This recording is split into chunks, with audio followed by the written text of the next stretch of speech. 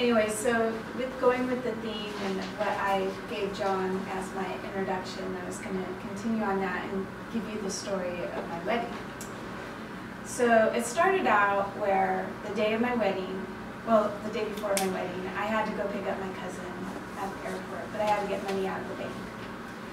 So I drive to the bank, and it's downtown on 3rd Avenue. And I run in there, I get money, and I come out to my car, and there's this ladybug on my windshield outside of the car. And I didn't want to drive off because I knew if I did, the ladybug would die. And meanwhile, I have to get to the airport, and I'm worried about this ladybug. So I'm like, ugh. So I took the ladybug, and I put it in my passenger seat of my car. And I was like, oh, my friend's house is on the way, so I'll just drive over there, drop off the ladybug, and then go to the airport. So that's what I did. I took the ladybug, I drove it to my friend's house, and I ran into her yard, and I let it free, and then I drove off to the airport and got my cousin. So then, after we got from the airport, we went to Doe Bay Resort on Orcas Island. That's where my wedding was, and we were preparing for the wedding that day, and getting ready for our guests, and we rented all the cabins out at Doe Bay. And the next day, people started to come. And what happened was that everybody came on the same ferry, and it was probably around 6 or 7 at night. And the person who put on the wedding, he was an Indian chief. And so he was the first one to pull into Doe Bay, and he's like in his little Pinto, and he's got all his garb on, and he's got his medicine stick in the passenger seat. And he pulls up, and I'm like, oh, there he is, you know, because I was getting a little worried if he was going to show up or not, because I didn't get a hold of him before the wedding. And he pulled up right in front of the lodge, and I was standing there, and I was talking to him, and this guy comes running out of the lodge. I don't know who he was. And he starts yelling at Beaver Chief, I'm going to kill you! I'm going to kill you! And I was like, oh my God, and I don't even know who this guy is. And Beaver Chief takes his medicine stick, he's like, back, back, back, and they're like fighting, and I'm like, no, don't kill him, I'm getting married tomorrow. Please.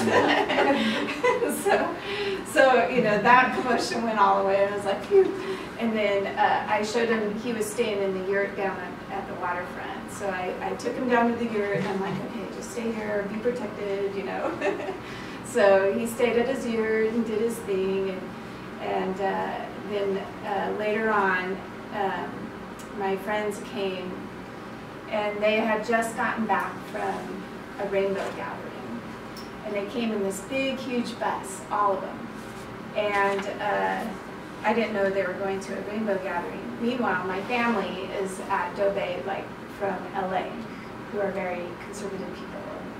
They've never seen like hippies coming off a bus from a rainbow gathering before.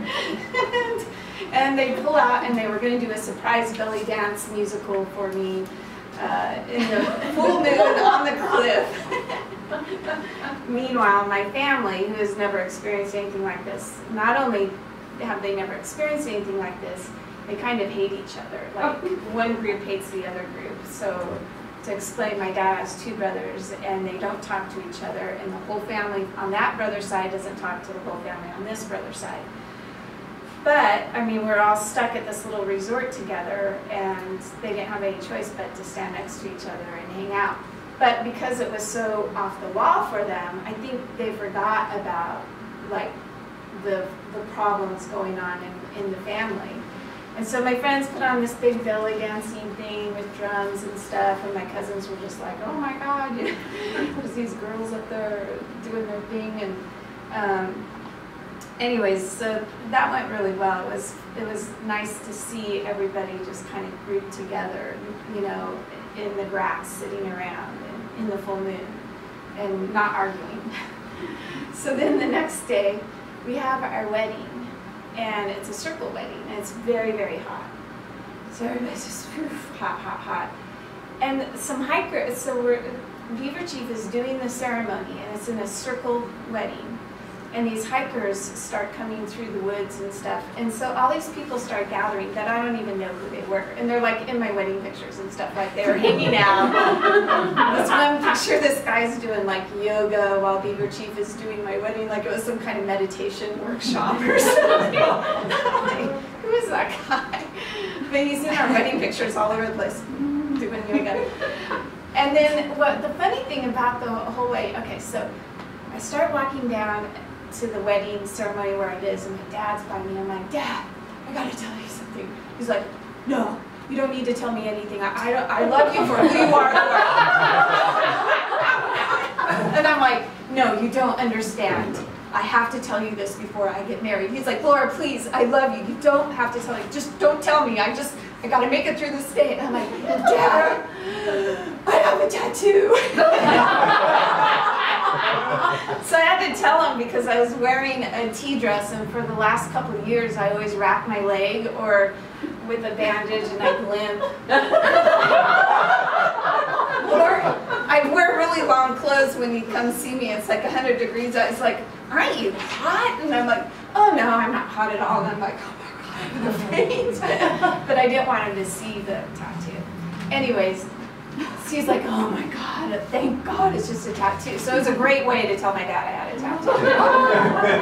It wasn't planned that way, believe me. But then we got to the wedding and we started the ceremony, and this ladybug landed on my dress, right in the beginning of the ceremony, and crawled around my dress and stayed on my dress the whole time. And then Beaver Chief was talking about nature and all that stuff. And all of a sudden, he was talking about birds and nature, and all of a sudden 2 hummingbirds flew over. And they went over both my head and my husband's head. While I was talking, Beaver Chief is like, oh, there they are now, birds. So it's very magical. But the most magical thing was my parents, they put out this great meal for everybody and brought everybody together. And that was awesome. So, thank you.